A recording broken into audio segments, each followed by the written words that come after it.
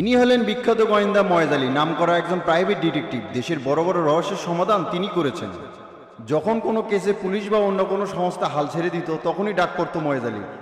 কিন্তু দীর্ঘদিন হলো ইনি কোনো কেস নিচ্ছেন না। সারাদিন বাড়িতে বসে বসে শুধু বই আর পত্রিকা পড়েই সময় চলে যাচ্ছিল।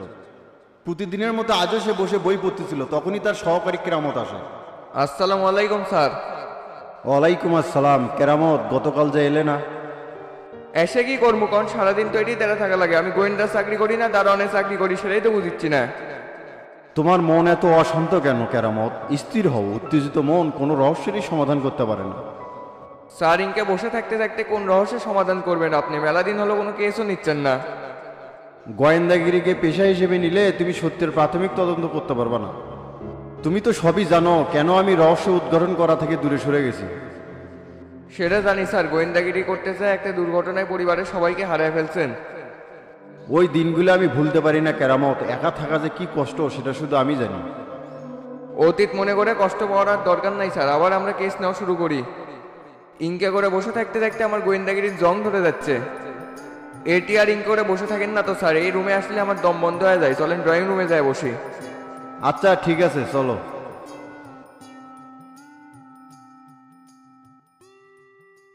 স্যার, আমাদের পুরাতন অফিসটা ধুয়া মুছে পরিষ্কার করে নিছি। কাল থেকে ওখানেই বসা শুরু করব।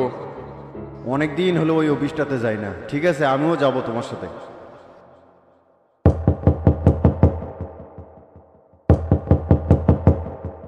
কেডা আবার আসলো? দরজা খোলা আছে, ভিতরে আসেন। এটা কি গোয়েন্দা ময়েজ আলী সাহেবের বাড়ি? জি, আমি গোয়েন্দা ময়েজ আলী। বসেন। আচ্ছা, বসতেছি। তো বলেন, আপনি আমার কাছে কেন আসছেন? আপনার পরিচয়? আমার নাম মাহবুব চৌধুরী, শহরের একজন নামকরা স্বর্ণ ব্যবসায়ী। চৌধুরী জুয়েলার্স তো আমারই, আমি তার মালিক। ও আচ্ছা, চিনতে পারছি। কেরামত, আমাদের জন্য চা নিয়ে আসো। Okay sir. তারপর চৌধুরী সাহেব আমার কাছে কেন আসছেন? কি সহযোগিতা করতে পারি? আসলে আমি একটা বিপদে পড়ছি। আমার বাড়ি থেকে দুটো হীরা চুরি হয়ে গেছে, যার মূল্য 70 থেকে 80 কোটি টাকা। বলেন কি? এটা তো সাংঘাতিক ঘটনা। পুলিশের কাছে যান, মামলা করছেন? মামলা করা বা পুলিশের কাছে যাওয়া যাবে না, এখানে একটু সমস্যা আছে। চৌধুরী সাহেব, পুলিশকে যেটা জানানো যাবে না সেটা নিয়ে আমার কাছে আসছেন কেন? কাহিনী কি বলেন তো? আসলে আমি হীরা দুটো কিনছিলাম একটা চোরাচালান চক্রের থেকে, সেই জন্যই পুলিশকে জানানো যাবে না। বুঝিনি তো, স্বর্ণের ব্যবসা করি, বিভিন্ন রকম সমস্যা থাকেই। একমাত্র আপনিই পারবেন আমার হীরা দুটো উদ্ধার করতে, সেই জন্য আপনি যা চাবেন তাই দিব। আগে আপনার ঘটনা শুনি, তারপর কত নিব না নিব সেটা বোঝা যাবে। গত মাসের 27 তারিখের ঘটনা। দোকান বন্ধ করে আমার কর্মচারী আব্দুলকে নিয়ে আমি বাসায় যাই। তখনও হীরা দুটো আমার সাথেই ছিল। আমার ছেলে মেয়ে অস্ট্রেলিয়াতে থাকে, আমার বউ সেখানে ঘুরতে গেছে, সেই জন্য বাড়িতে একা একা থাকি না, কর্মচারীকে নিয়েই থাকি। আপনার কর্মচারীর কি আলাদা কোনো বাসা ছিল না? ছিল, দোকান থেকে দূরে একটা মেসে থাকতো। বাড়িতে কেউ না থাকায় ওকে সঙ্গে করে রাখি। ও আচ্ছা, তারপর বলেন।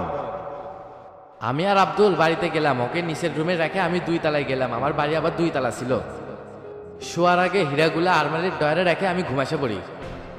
সকালবেলা হঠাৎ একটা আওয়াজে আমার ঘুম ভেঙে যায়। ঘড়ির দিকে তাকায় দিকে 8টা বাজে। তাড়াহুড়া করে উঠে ফ্রেশ হয়ে আব্দুলকে দেখলাম, দেখি সে তখনও ঘুমাচ্ছে।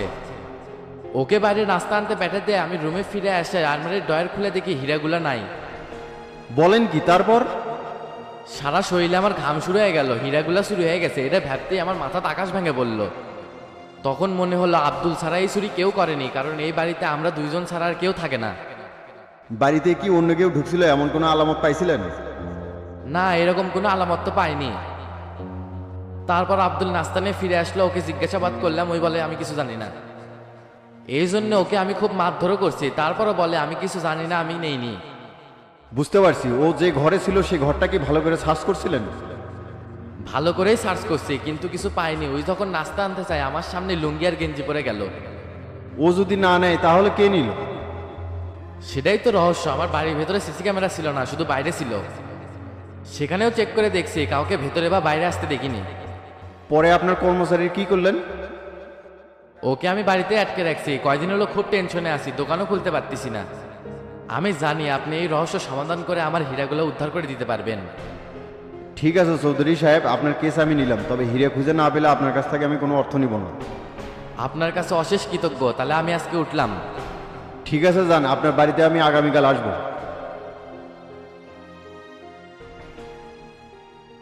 স্যার আমি শিওর ওনার কর্মচারী হীরাগুলা নিছে, না হলে আর কেটে নিবি।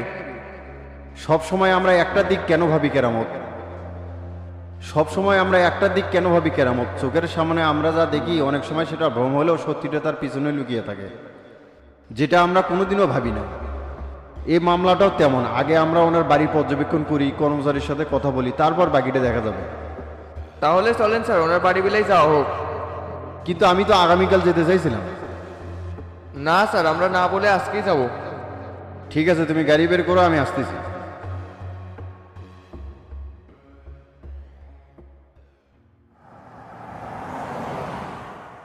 স্যার এই লোক চোরাচালান চক্রের কাছ থেকে হীরা কিনছে থেকে পুলিশের কাছে কমপ্লেন করে নাই? হ্যাঁ, উনি তো এটাই বললেন। কিন্তু স্যার আমার একটা বিষয় ডাউট হচ্ছে, শহরের এত বড় নাম করা স্বর্ণ ব্যবসায়ী, লাইসেন্সও আছে, হীরার ব্যবসা উনি করতেই পারেন, তাহলে পুলিশের কাছে গোপন করার কি আছে? মানুষ অপরাধ করলে আল্লাহ আর পুলিশকে ভয় পায়। একজন দুনিয়াতে ধরবে আর একজন পরকালে। হিরেগুলো যেহেতু চোরাচালানে কিনছে, পুলিশ যদি সবকিছু জানা যায়, এই জন্য বলে নেই। দেখছো কেরামত, পুলিশের নাম নিতে নিতেই সোলেমান ওসি ফোন দিছে।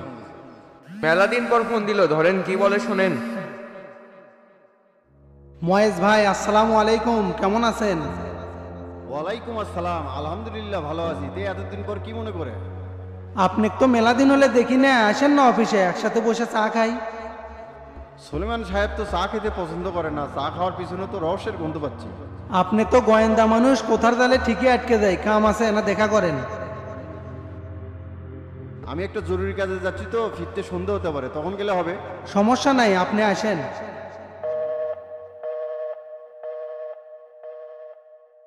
স্যার ওসি মনে হয় আবার কোনো ঝামেলায় আটকে গেছে, এই জন্য আপনাকে স্মরণ করছে। পুলিশেরা এমনই কেরামত, খেলাত না বললে স্মরণ করে না। স্যার ওই লোকের বাড়ির সামনে তো চলে যাচ্ছি, বামে সাইড করলাম। কেরামত বাড়ির সামনে ওটা কে দাঁড়িয়ে আছে? স্যার সেটাই তো দেখেছি, খুব অদ্ভুত লাগিচ্ছে না? কাহিনী তো অবশ্যই কিছু আছে। তুমি একটু দূরে যা, গাড়িটা থামাও।